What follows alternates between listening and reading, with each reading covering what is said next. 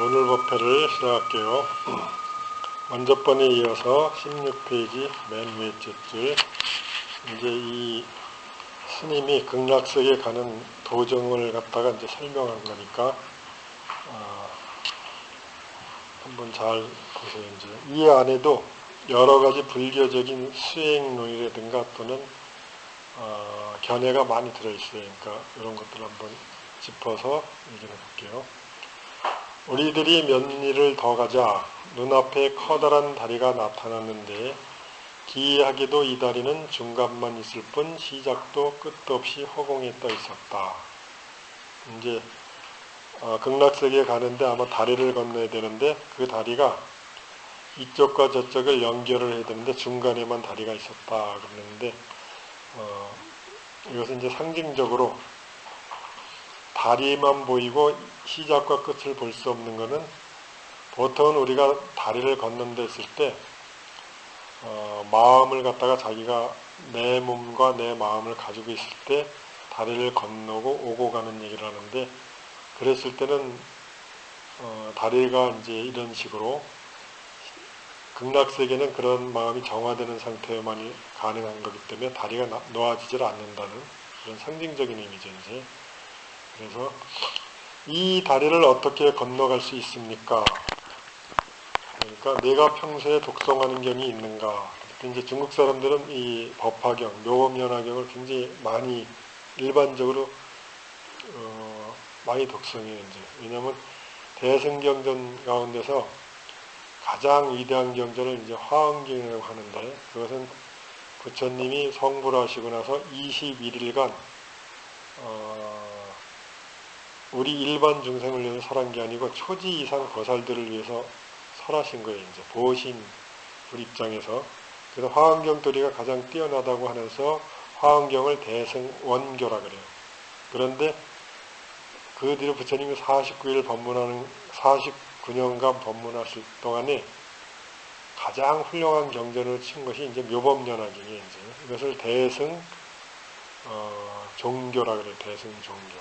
그리고 이제 대승 입장에서 열반경 같은 건데, 그래서 대승을 완전히 설에 마친 경전을 이제 법화경이라 그래요. 그래서 이 법화경 내용을 보면 그 안에 부처님이 서가모니 불로 성불하기 이전 아주 구원급 전에 이미 성불하셨다는 내용 같은 것이 나오고, 부처님의 모든 제자들한테 어느 세월에 네가 부처가 될 거라는 수기를 예언도 하신 대목도 나오고, 이런 그래서 종합적으로 신앙적인 측면에서는 굉장히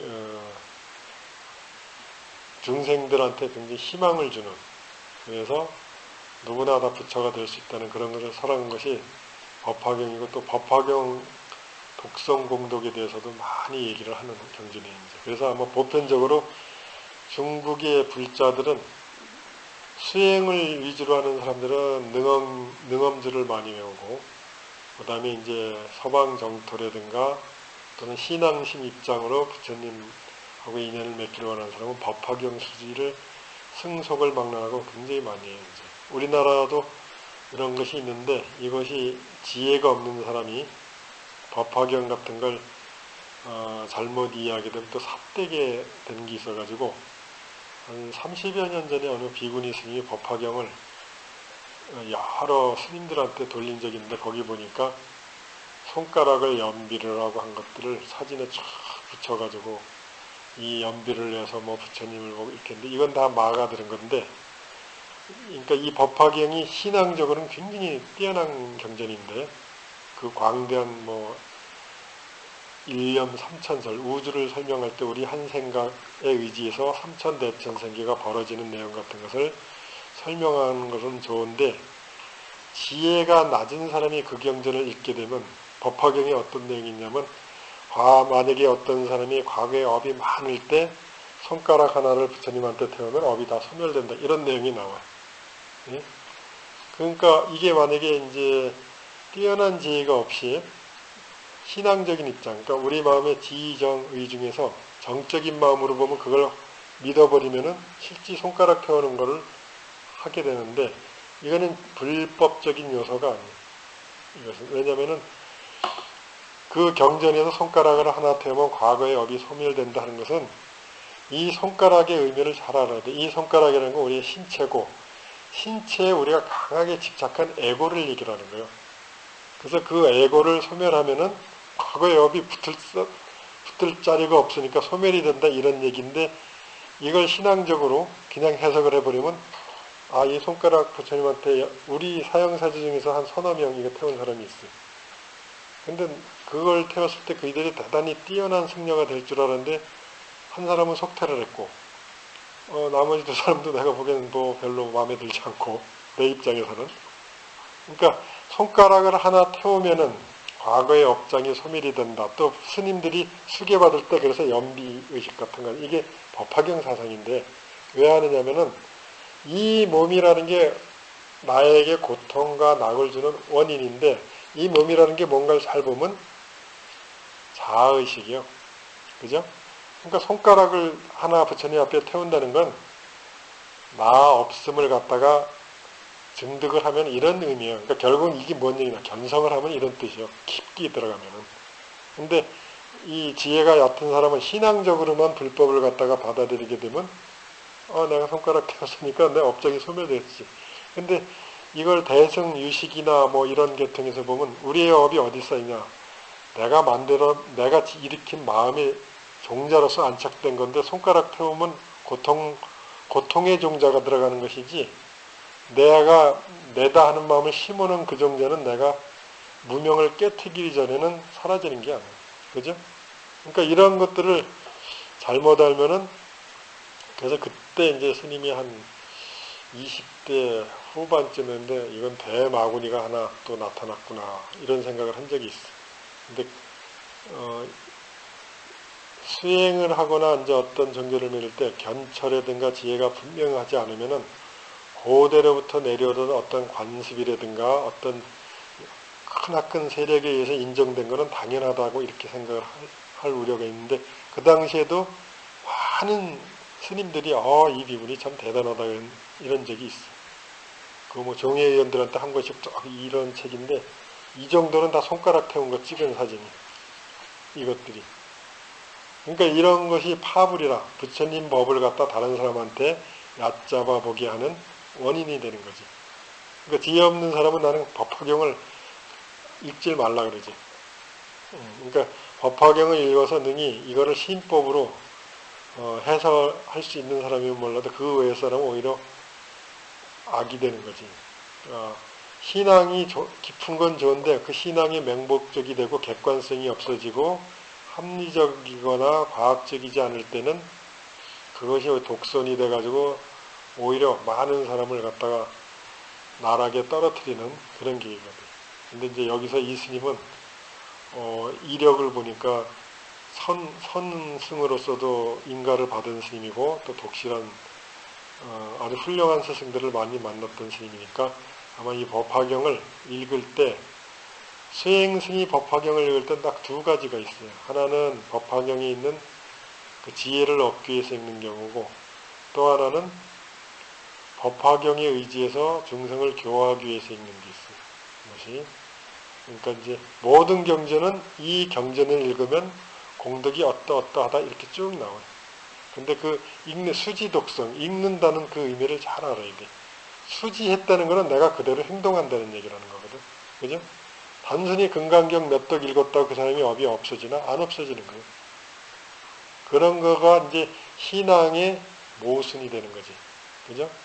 지적인 형태 또는 지혜가 개입이 안 된 신앙은 독이라는 거지. 이것이.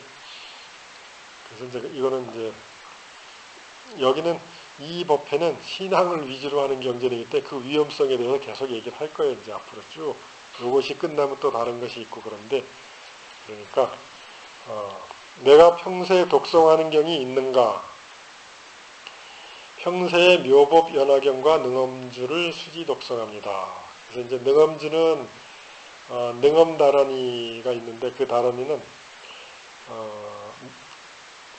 원래 불경에는 주문이라는 게 원래 없어요.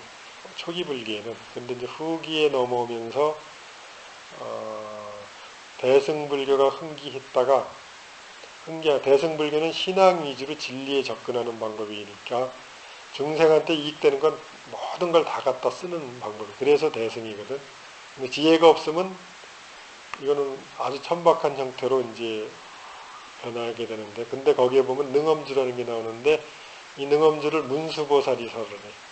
그래서 수행하는 사람은 수행할 때 업장이나 장애가 있을 때 수행의 최고의 결과가 문수의 지혜를 얻는 거기 때문에 이 능엄주를 독성을 많이 하고, 이 능엄주를 또 등력한 사람들도 실제 있고, 해인사 성철 스님 같은 이는 참선 처음 하는 스님한테 꼭 능엄주 백일 기도를 시키게 하고, 지금도 아마 그 백년하면은 능엄주 기도가 따로 있을 거예요. 그러니까 근데 이제 이게 수행하는 사람, 만약에 수행을 하는 사람이 능엄주를 수지독성하는 거하고 신앙적으로 능엄주를 수지독성하는 거하고는 차이가 있어요. 수행하는 사람은 능엄주를 마음이 다른 것에 집착하지 않는 용도로서만 써. 요것을. 근데 이제 보통 기질이 약한 사람은, 자기가 업장이 많다고 하는 사람은, 저는 업장이 많아야 할 때 이미 업장이 많은 사람이에요. 그러면 업장이 많아요 라고 하는 것도 자기가 자기한테 입력시킨 내용이에요. 방금 입력시켰잖아, 그지? 이런 사람한테 너는 업장이 없어 해봐야 이해를 못하고 마음이 인정을 못해. 그럴 때 능엄주를 하면 네 업장이 없어진다 하면 이 사람은 그걸 믿어. 정적인 마음이 강한 사람은. 그래서 능엄주를 열심히 하면 업장이 사라지는 거예요. 이치가. 요것이. 근데 수행을 하는 사람은, 그러니까 이제 나중에 여러분들한테 선정일치의 이제 수련법에 대해서 얘기를 할 건데, 가령 나무아미타불 하면은 보통 사람은, 일반 사람이 나무아미타불을 할 때는 나무아미타불의 공덕과 원력을 믿어서 그것에 의지해서 그 세계에 태어난 발언을 하지만, 수행자는 중국 선사들이 이제 보통 하근기들한테 참선 수행을 가르칠 때 어떻게 가르치냐면, 나무아미타불을 염해라. 그러면은 부처님의 가피력으로 극락세계 갈 거 아니냐. 그런데 거기에 더해서 상승에 태어나려면 나무아미타불을 하면서 이 나무아미타불 하는 놈을 쳐다봐라, 이렇게 얘기를 하는 거예요. 그러면 염불도 하면서 참선도 되는 것이거든. 그러니까 여러분들한테 이제 보편적으로 수행을 그렇게 가르치는 거지. 이거는 수행면에서 나무아미타를 활용하는 거지. 그러니까 수행자는 능엄주를 하라 그래서 능엄주에 신통한 능력이 있어서 내 업장에 소멸한다는 이런 말은 사용을 안 해. 그러니까 성가구감에도 보면 서산대사가 뭐라 하냐면, 지혜가 있는 사람은 주문을 믿질 않는다 그랬어. 지혜가 있는 사람. 근데 지혜가 없는 사람은 주문을 믿는데 차이는 없어. 아까도 얘기했지만 내가 업이 많아서 했을 땐 본래 마음자리 입장에서는 업이 없는 건데 자기가 있다라고 생각하니까 있는 거예요. 그럴 때는 그거 없애주는 주문이 있다 그러면 그걸 열심히 하면 업이 없어지는 거예요. 이게 하근기가 주문에 의해서 마음을 다스리는 방법이고, 상근기는 주문을 하면서 주문을 할 줄 아는 그놈에 대해서 깊숙이 들어가면서 또 주문을 이용해서 수행을 하는 거예요. 이것이. 그러니까 꼭 뭐 화두, 염불, 모든 게 수행 과목이 될 수 있는 게, 상근기들은 무엇이든지 수행 주제가 돼. 만약 이제 도에 대해서 어느 정도 아는 사람, 산을 타면 산을 타는 게 수행이 돼. 근데 수행이 안 되는 사람은 산을 타면은 산의 아름다움이 취해버리잖아. 그러니까 이제 우리 보살들이 나랑 같이 산을 타면은 되게 싱거워요. 왜냐면 저기가 목표다 해가지고 막 땀을 뻘뻘 흘려서 가면 거기 와서 사진 한 장 찍고 가자 그래버려. 그러니까 이게 뭐냐면, 올라갈 때는 앞뒤도 안 보고 혼자 올라가고, 이게 공부하는 습관이 있어서 그래. 그러니까 산의 아름다움에 미혹하질 않아. 잘 때. 그러니까 주문을 외울 때도 그렇고, 염불을 할 때도 그렇고, 법문을 할 때도 똑같아. 이게 상근기가 능엄주라든가 뭐 경전에 있는 거 다 이런 맥락이야. 근데 하근기는 그게 안 돼. 왜? 하근기가 뭐가 하근기냐? 욕망이 많은 게 하근기야. 그러니까 조그만 일이라도 뭔가 덕을 보려고 해. 내가 부처님한테 3배, 오늘 아침에 딱 절을 했으니까 뭔가 도움이 되겠지. 요게 하근기가, 욕망이 얼마나 많냐면, 그냥 지나가다가 부처님을 보고 오늘 부처님 봤으니까 재수 있을까 이래. 근데 만약에 대승법으로 봤을 땐 지가 생각한 부처지, 그거는.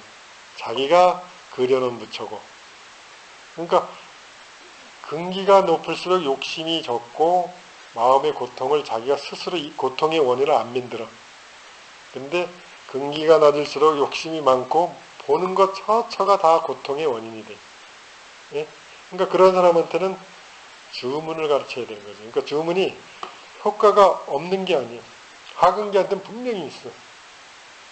근데 이제 이걸 왜 설파하냐면 이렇게 알아야 어리석게 주문에 휩쓸리질 않는다는 거지. 우리가 주문을 하는 이유를 잘 보게 되면 욕심 때문에 하는 거예요, 결국은. 그죠? 이 주문을 하면 어떻다. 저 주문을 하면 어떻다. 그지? 그리고 또 이제, 이거는 약간 도교 계통에서 이 주문을 보게 되면은, 주문을 하게 되면 우리가 어떤 언어를 생각을 하게 되면 그 언어에 따른 마음의 심파가 일어나, 이렇게 파장이. 그러니까 이게 도레미파솔라시다면 음계가 틀리잖아요. 음계가 틀리다는 건 뭘까? 에너지가 틀려. 그래서 만약에 지금 이제 밀교 계통에서 얘기하는 저기 티벳 사람들은 나서부터 죽을 때까지 하는 게 뭐예요? 육자대명왕의 옴마니 밤매훔, 그죠? 그 옴마니 밤매훔을 도교 계통에서 차입을 해가지고 몸 안에 기를 돌리는 방법으로 쓰잖아요. 옴마니 밤. 그 옴마니 밤매훔을 만약에 우리 몸으로 얘기를 하게 되면 우리 오장의 기운을 표현할 때 옴마니 밤매훔이요.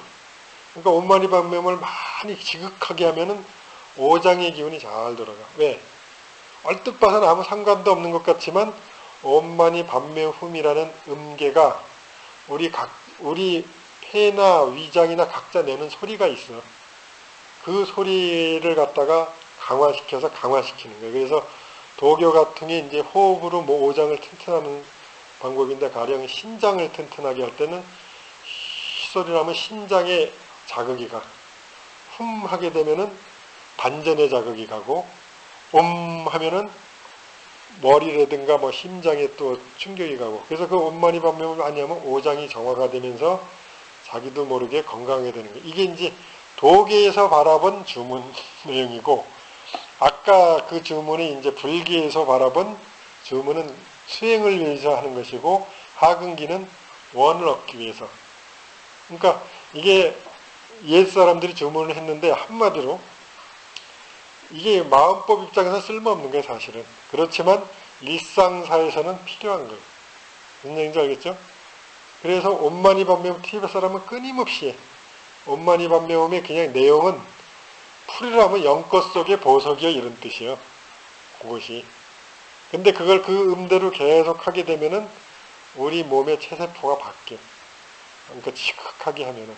그러니까 주문이 필요 있느냐 없느냐가 아니고 누가 하느냐에 따라서 쓰는 방법이 틀리다는 거. 이거를 알고 있어야 돼. 알았어? 네. 뭘 하다가 또 여기는 내가 이제 보면 정적인 신앙적인 입장에서 하기 때문에 자세하게 여러분들이 일상생활에서 종교적으로나 정신적으로 그러니까 그렇게 튀지 않는 것에 대해서는 다 얘기를 하려고 지금 작정을 하고 이걸 하는 거니까 이런 얘기를 해주는 거예요, 이제. 평소에 묘법연화경과 능엄주를 수지 독성합니다. 그러니까 내가 평소에 독성하는 경전이 뭐냐를 물어봤어요. 왜냐하면 극락세계가 저기 있다는데 다리가 중간에만 있고 여기도 없고 저기도 없으니까 갈 수가 없잖아요. 그러니까 이 스님의 마음의 경지를 얘기를 하는 거예요, 이것은. 관세음보살 눈에는 다리가 필요 없겠지. 근데 아직은 도를 완전히 통달하지 않았으니까 가야 할 극락이 있다고 생각한 거지. 그러니까 중간에만 다리가 있어. 그러니까 이제 관세음보살은 뭐 방편에 능한 분이니까 원래 관세음보살은 힌두교의 이스와라 신이 불교 쪽에서 채용을 해가지고 관세음보살이 된 분이에요. 이것이. 뭐 이런 얘기를 하면 뭐 신심이 떨어지겠지만 그렇다고 관세음보살이 없느냐? 분명히 있어. 왜냐하면 삼천대천세계도 여러분의 망식이 만들어낸다. 관세음보살은 못 만들어내겠어. 네? 이것이. 그럼 내가 그것을 지송하라 그랬어. 그러니까 이제 평소에 묘법연화경이나 능엄경이나를 꾸준히 한 사람은 리듬이라는 게 생기잖아. 그러니까 여러분이 지금 여기서 찬송가를 하라 그러면 거북하기도 하고 익숙하질 않아. 근데 평소에 했던 연부를 하라 그러면 평소 했던 거니까 그걸 하는 순간에 집중이 쫙 돼. 그죠? 그래서 수행이 평소에 필요한 거예요. 여러분이 죽음에 다다라서 또 이제 자기 의식세계에서 사후세계를 건널 때 자기가 수행을 한 게 있으면 그거를 생각하는 것만으로도 마음의 리듬이 딱 형성이 되거든. 그러니까 이건 지금 그런 얘기라는 거지. 그것이. 그럼 내가 그것을 지성하라 그러니까 내가 입으로 능엄주를 지성하기 시작하여 겨우 2, 30자를 외우니. 그러니까 능엄주가 굉장히 길어요. 그러니까 이제 사람을 가르칠 때는 주문을 외워야 되는 사람들이 꼭 있어. 이제 특히 귀신 들린 사람 같은 사람은 주문이 효과가 있어. 왜냐? 귀신은 깨달은 저것이 아니기 때문에 주문이라고 하면 벌써 주문에 위대한 능력이 있다는 것을 먼저 선제 조건으로 자기가 딱 생각을 해. 그래서 이게 항마진언이다 하고서 항마진언을 하면 귀신이 겁내. 귀신은 그런 종류야. 이걸 잘 알아야 돼. 근데 깨달은 귀신은 그런 걸로는 끄떡도 안 해. 깨달은 귀신이 들러붙을 수도 없겠지만은, 그러니까 귀신한테는 주문이 제일 좋은 것이야. 깨닫지 못했기 때문에 미혹한 마음이기 때문에 주문에는 신통한 능력이 있다라고 알고 있어, 귀신이. 그리고 또 주문을 내오면 오장의 기가 일정하게 조화가 되면 여러분들은 모르지만 귀신 눈에 광명이 나타나는 게 보여, 실제. 그래서 주문 중에 광명진은 있잖아요, 그죠? 그런 주문을 하면 귀신, 영적인 세계에서는 그거 보이는 거지. 그게 왜 보일까? 우리가 파장을 일으키잖아요. 주문, 음계. 그 일정한 음계가 되게 되면은 거기에 에너지가 형성이 되면서 귀신한테는 그게 기운이니까 광명으로 보이는 거예요. 이런 것까지 설명을 해야 되나? 근데 재밌잖아요, 이거. 재밌으라고 하는 거예요, 사실은. 그러니까 내가 입으로 능엄주를 지성하기 시작하여 겨우 2, 30자를 외우니. 그러니까 능엄주가 꽤 긴데 2, 30자를 외우니까 벌써 다리가 시작됐다는 것은 이 스님이 집중력이 강한 거지. 보통 사람은 능엄주를 한 3, 40번씩 외워야 마음이 바깥에 안 뺏기고 되는데 이 스님은 2, 30자 나는 능엄주를 안 외웠거든, 개원적으로. 너무 머리가 좋아서 안 외웠어. 그러니까 요걸 하니까 딱 나타나는 거지. 그러니까 이제 주문을 쓸 때 어떻게 쓰냐면은 처음 수행을 하거나 이런 사람 할 때는 주문의 길이가 긴 거를 하는 게 좋아. 예. 근데 지혜가 뛰어난 사람은 긴 거를 하면 오히려 망상이 일어나. 그러니까 지혜가 뛰어나거나 이런 사람은 한 자나 10자 이내의 주문을 외우는 게 좋아. 근데 보통 처음 수행을 하거나 입문하는 사람은 천수경에 있는 다란이라든가 또 이런 능엄주 같은 건 굉장히 길거든. 이거 한 번 하는데 한 10분 정도 걸린다고. 이런 걸 하는 게 좋아. 그래서 처음에 수행을 하고 싶은 사람들은 경전을 읽는다 그랬을 때 될 수 있으면 경전 긴 걸 읽으라 그러지. 그거는 마음이 끊임없이 욕탐 때문에 바깥으로 치닫는 거를 그 경전 있는 시간에는 어쩔 수 없이 딱 묶여 있잖아, 그지? 그 묶여 있는 습성을 만들기 위해서. 그리고 이제 그 경전이 쭉 오랫동안 하게 되면은 마음이 바깥으로 흘러가는 것이 아니라 집중하는 힘이 점점 커지니까. 그래서 가령 이제 이건 주문이지만은 호흡 수련을 할 때도 그렇게 하거든. 호흡 수련을 할 때도 하근기들은 하나에서 10가지 쉬라 그래. 근데 상근기는 하나에서 5가지 쉬라 그래. 이것이. 그러니까 이제 이런 것들은 가르치는 사람의 방편이겠지만, 근데 이 스님이 이제 2, 30자. 그러니까 2, 30자는 스님이 지금 이렇게 얘기 한 2초나 3초 사이면 2, 30자 나오잖아, 그지? 그러니까 이 스님이 평소에 공부한 공력이 여기서 딱 드러나는 거지. 이것이. 2, 30자를 내우니 눈앞에 다리의 시작과 끝이 나타났다. 그 다리는 황금색 금광이 번쩍번쩍한 다리였고 양쪽에 밝은 구슬등이 매달려 빛을 발하고 있었는데, 그러니까 이 내용을 봐서는 이 스님이 생각하는 극락세계의 모습이야, 이것이. 그러니까 누구나 다 이런 것이 아니고, 예? 다른 사람은 또 다르게 나올 거야. 만약에 이제 꽃이나 이런 걸 좋아하는 사람은 꽃으로 치장한 다리가 나오겠지. 예? 아주 멋있는 무담바라 같은 꽃들이 그리고 향이 나오고 막 이렇게겠지. 양쪽에 밝은 구슬등이 매달려 이 빛을 발하고 있었는데 다리 입구에 5개의 글이 걸려 있는 것이 그 전의 글과 비슷하였다. 그러니까 이전에 중천 나문에 갔었잖아, 그지?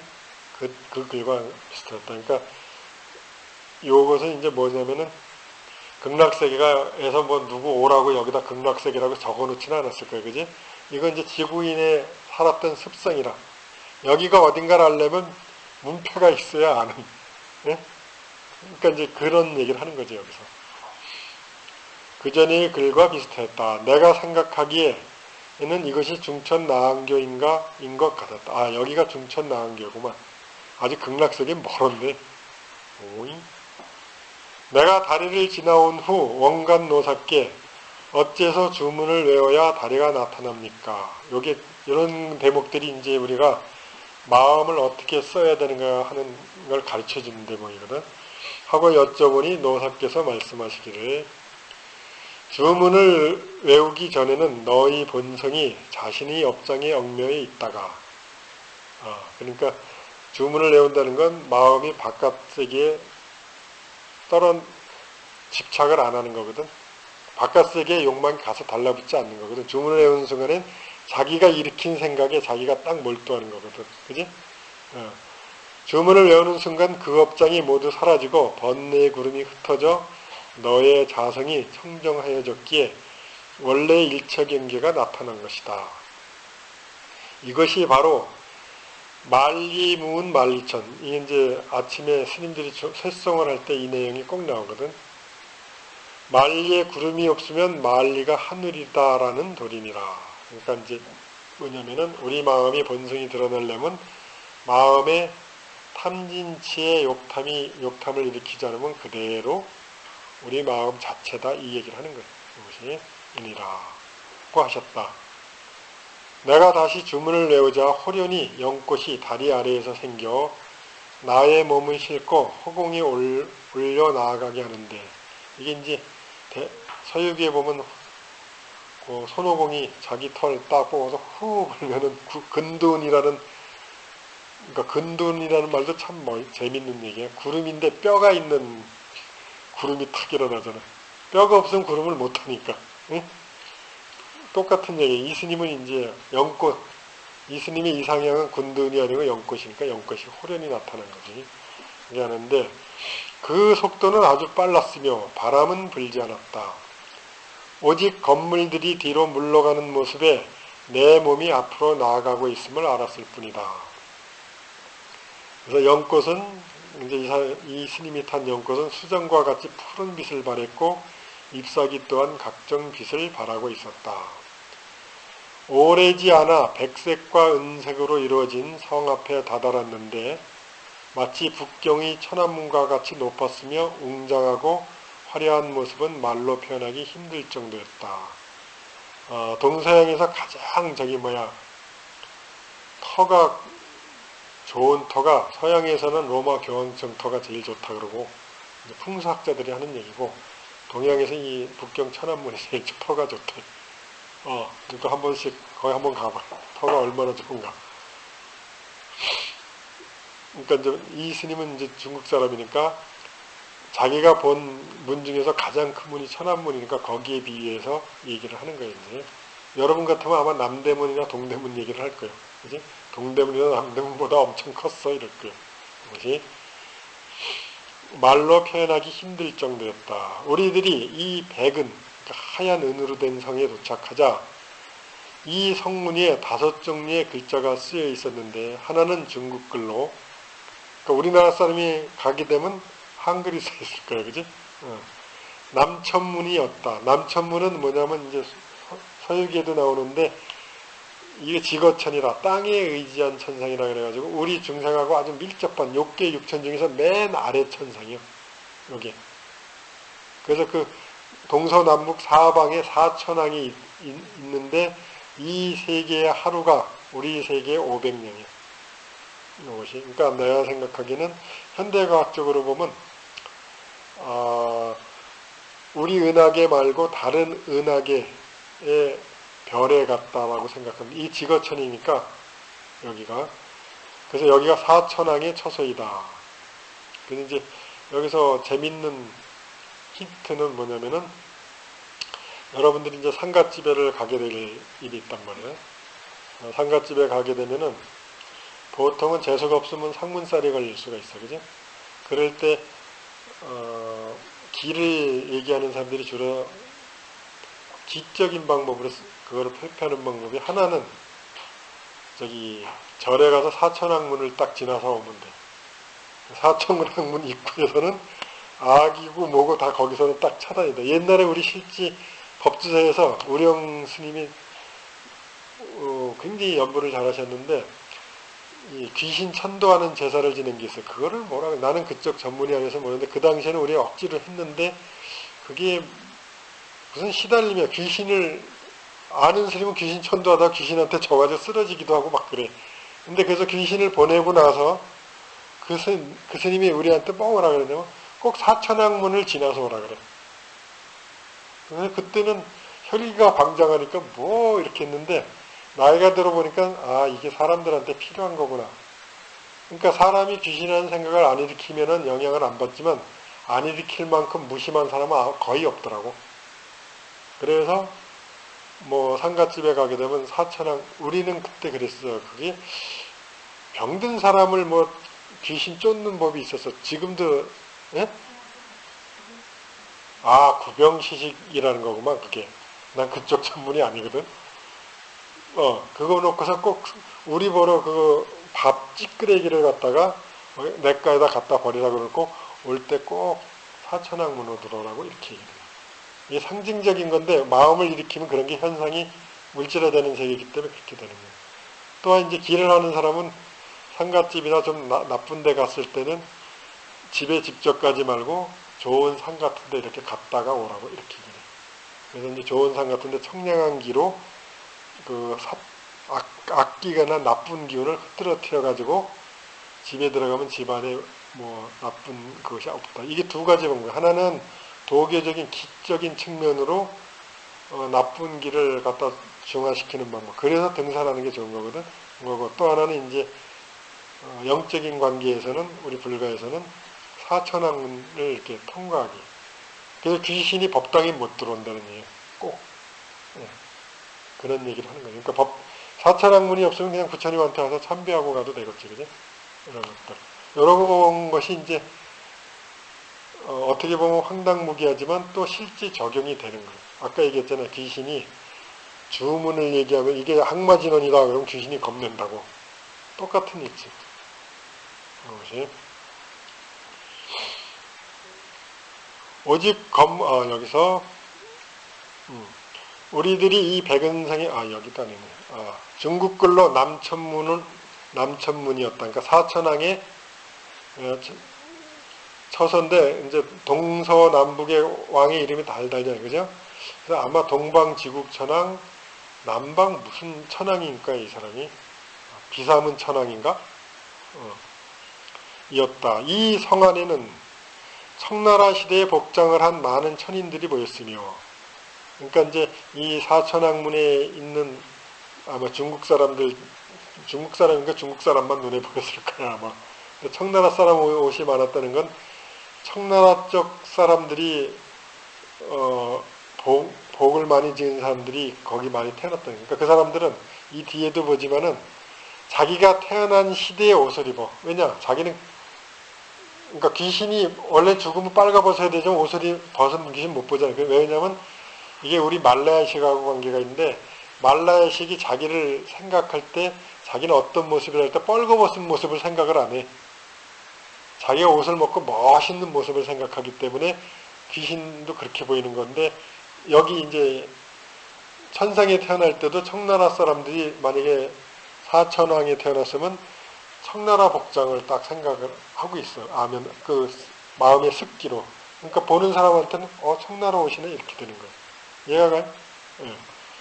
그래서 요새는 탱화를 그릴 때 이제 신진 스님들은 이 탱화에다가 사천왕에 칼을 안 들게 하고 기관단총 들게 하고 무전기가, 실제 그렇게 그래요 요새는. 그러니까 그런 스님들은 내가 보기엔 참 사유가 자유롭다고 보는 거지. 지금 우리가 보는 이런 옷이라든가 이런 건 다 옛날식 복장이잖아. 그런데 우리는 옛날 거에 대해 어떤 존중하는 의미가 생겼는데, 500년 후의 사람들은 아마 휴대폰 들고, 기관단청, 뭐 미사일, 뭐 이런 거 그려놔도 통행이 된다는 거지. 그러니까 우리가 지금 듣기는 우습지만 보통 우리가 속아 넘어가는 게 그런 식으로 속는 거라는 거지. 장군하면은 우리 별내단 단 이런 지금 복장의 장군 생각 안 하잖아. 옛날에 관운장, 언월도 뭐 이런 거 생각하잖아. 우리가 그렇게 사물을 갖다가 자기가 아는 만큼밖에 못 보는 거야. 그러니까 이 청나라 사람 시대 복장도 그 얘기를 하는 거예요, 지금. 그러니까 이런 내용 자체가 서해세학에 보면 아주 우리가 어떻게 사물을 대하는가가 다 나온다는 거지. 그러니까 오죽하면 반야심경에서 전도몽상이라 그랬겠어. 예? 이 성 안에는 청나라 시대에 복장을 한 많은 천인들이 모였으며, 그러니까 청나라 시대에 이 사천왕에 태어날 수 있을 만큼 복 지은 사람이 많았다, 이렇게 보면 되지. 문무의 옷은 각기 특색이 있어서, 무는 이제 글을 위주로 해서 사는 사람이고, 무는 힘을 위주로 사는 사람들, 그렇죠? 문관, 무관이죠. 특색이 있어서 무장은 옛 영국에서 본 갑주를 입고 있었다. 그러니까 이스님만 해도 아직 옛날 사람이니까 그런 것에 대한 향수가 있을 거예요. 의식 안에. 그들은 문 옆에 정렬해 합장의 예를 갖춰 우리를 맞이하였다. 그러니까 아마 이 무장이 이게 사천왕들인가 보지, 이제. 성 안으로 10걸음쯤 들어서자 큰 거울 하나가 보였는데 이 거울을 비추면 자기 마음속 선악을 판단할 수 있다고 했다. 이게 이제 동서고금의 모든 경전에 보면 이런 비슷한 얘기들이 많이 나와. 이거를 뭐라 그러지? 저승에 가면은 거울, 그래서 왜 지장전 같은 데 보면 거울 있잖아. 나무로 된 거울이죠. 억경대라고. 이런 게. 근데 사실은 이건 자기 양심을 얘기를 하는 거예요. 양심을 얘기하는 건데 깨우침이 투철하지 않으니까 그거를 자기가 물질화시켜서, 그러니까 여러분들이 저승세계에서 만나는 염라대왕은 여러분이 생각해낸 염라대왕이 나와가지고 그 염라대왕이 자기를 심판하는 거예요. 아주 아이러니하지만 어쩔 수가 없어. 예? 억경대. 기독교 같은 데는 뭐 예수가 천국에서 저울 가지고서 단다거나, 그지? 똑같은 얘기예요, 이것이. 성문을 지나다 보니 길 위에는 구슬, 꽃, 탑 등 귀한 것들이 많이 보였다. 원관노사께서 서기하시기를 이 사천왕에서 한 층을 더 올라가면 도리천. 그러니까 33천 중에서 제일 아래에 있는 천상이 사천왕이에요. 그래서 이 사천왕은 우리하고 밀접하게 연관이 있기 때문에 우리한테 영향을 줘.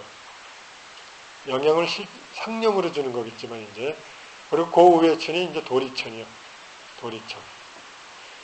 도리천, 뭐 도설천, 뭐 이렇게 해서 쭉 이렇게 하는데, 욕계 육천의 제일 위에가 이제 범천인가 이렇게 되고, 그곳이 옥황대제의 처소로서, 그러니까 도교에서 가장 위의 어른이 옥황상제인데 불교에서는 욕계 2천의 왕밖에 안 돼.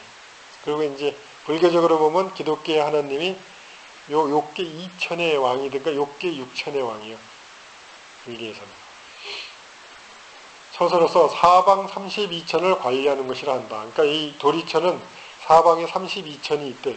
그러니까 8천씩 이렇게 있고 중앙에 천상 하나, 또 이쪽 8, 동서남북을 8천에서 33천은 요걸 얘기를 하는 거예요.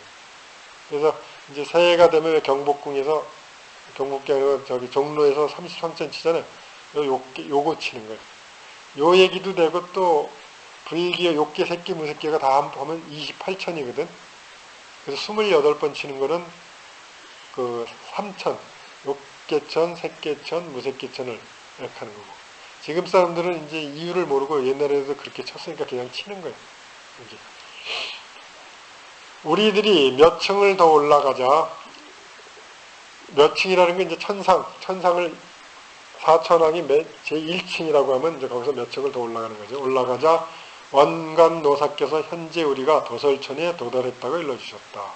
이 도설천은 내원과 외원이 있는데 내원은 수행자들만이 갈 수가 있어요. 그러니까 도인들만이 태어났는데 왜 도인들만이 거기 태어나냐면 천상 중에서도 그렇게 높은 천상이 아닌데 도인들이 왜 가냐면 여기에 미륵보살이 당내 하상이죠. 앞으로 미래의 부처가 되기 위해서 여기서 머물러서 준비하고 있기 때문에 이 무륵부처의 교화를 받기 위해서 또 미륵부처와 같이 태어나가지고 미륵부처의 교화를 돕기 위해서 도를 깨달은 도인들이 여기에 태어나요.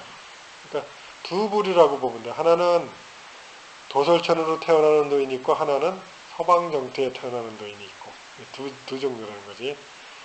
그리고 외원은 이제 도설천 천인들이지. 이들은 수행자가 아닌데 복력이라든가 지혜의 힘에 의해서 태어난 거예요. 그래서 도설천은 내원이 있고 외원이 있어. 그래서 이제 저 경상도 밀양에 가면 내원사 있잖아요. 그게 도설천 내원을 뜻하는 거예요. 그러니까 거기 미륵부처님이 계신 곳이다 이런 의미지. 뭔 얘기가 알겠죠? 내원암, 내원사 이런 것들. 예.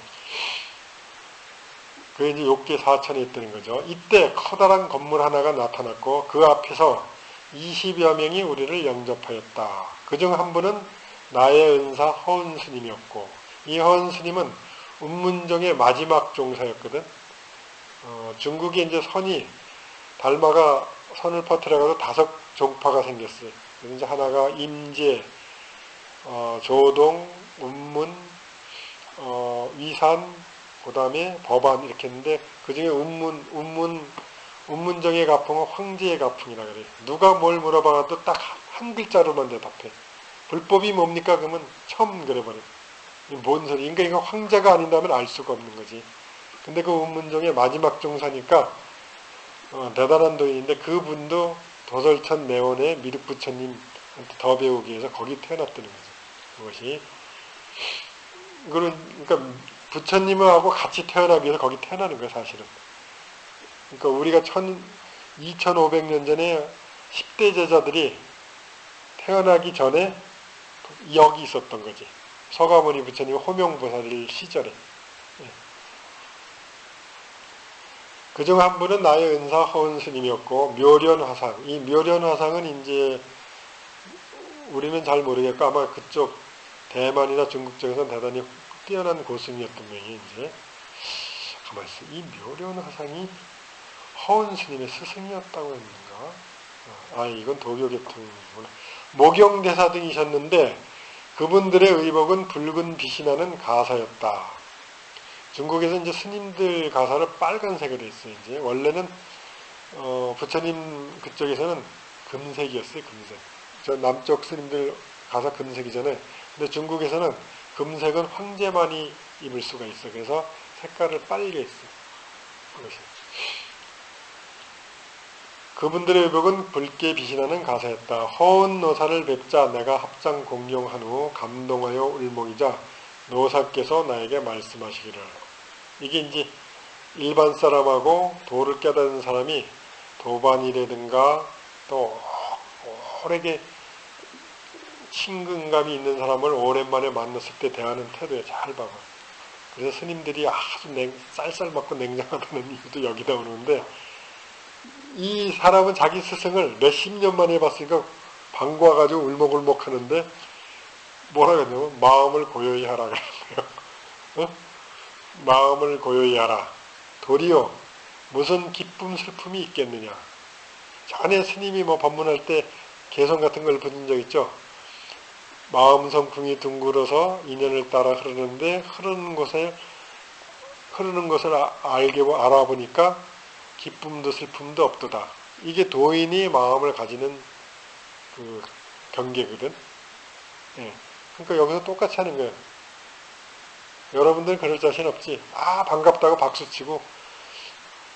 내가 보살들이 이해가 안 가는 게 어제 만났는데 오늘 만나도 할 얘기가 그렇게 많아. 그게 도저히 이해가 안 가. 그게 그러니까 틀린 거잖아. 여기. 그래서 마음을 고요히 하라. 운문정의 마지막 종사니까 자기 제자 공부를 놓치지 않게 하려고 그런 거지. 이 스님이 마음이 고요하지 않아서 아까 나한교를 건널 때 다리가 끊어졌잖아. 그지? 그러니까 마음을 고요히 하라. 도리어 무슨 기쁨 슬픔이 있겠느냐. 너는 같이 온 노승이 누구신 줄 아느냐. 그래서 이제 원간 노사의 정체를 이제 처음으로 밝혀주는 거지. 원간노사입니다. 그러니까 저분이 대자대비 국어군한 관세음보살이시다. 그래서 대자대비잖아요. 그죠? 잘하는 것은 어머니가 자기 자식한테 젖을 먹이고 싶은 마음, 배고픈 자식한테. 예? 비라고 하는 것은 그 자기 자식이 아프거나 이렇게 했을 때 그것을 치료해주고자 하는 마음이 비요. 이게 관세음보살님이 중생을 대하는 태도라는 거지. 그래서 자비보다 위대한 마음이 없지. 이건 사랑이라는 것은 웃기는 거야. 자기 욕망을 얘기하는 거예요. 자기 이뻐 보이니까 이쁘는 거지. 근데 자비는 그게 아니야. 조건 없이 주는 마음이야. 조건 없이 상대방을 편하게 하고 조건 없이 고통을 발고열하게 하죠. 고통을 빼서 즐겁게 하는 마음. 그게 대자대비라는 거지. 그 다음 구고군하냐. 그렇게 그 결과가 뭐냐. 고통에서 뽑아내고 난 어려움에서 벗어나게 할 수 있는 거. 그게 관세음보살이다 얘기죠. 그러니까 저분이 대자대비 구고군한 관세음보살이시다 라고 하셨다. 이 말을 듣고 내가 크게 놀라서 어찌할 바를 모르면서 눈이 있어도 태산을 보지 못했습니다. 그러니까 사실은 눈이 있어서 못 본 거예요. 왜냐? 눈으로 안 보고 마음으로 봤으면 되는데 눈으로 보니까 노승이잖아. 예? 그리고 귀로 들으니까 원간노사라니까 아 원간노사구나 이렇게 된 거지. 그지? 근데 만약에 마음으로 봤을 땐 있는 그대로 비추겠지. 관세음보살이 아무리 32 신통을 부렸어도 억경대하고 딱 같아서 있는 그대로 착 정체가 드러나겠지. 그지? 그러니까 눈이 있어도 태산을 보지 못했다 했는데 내 생각엔 눈이 있기 때문에 못 본 거예요. 이것이.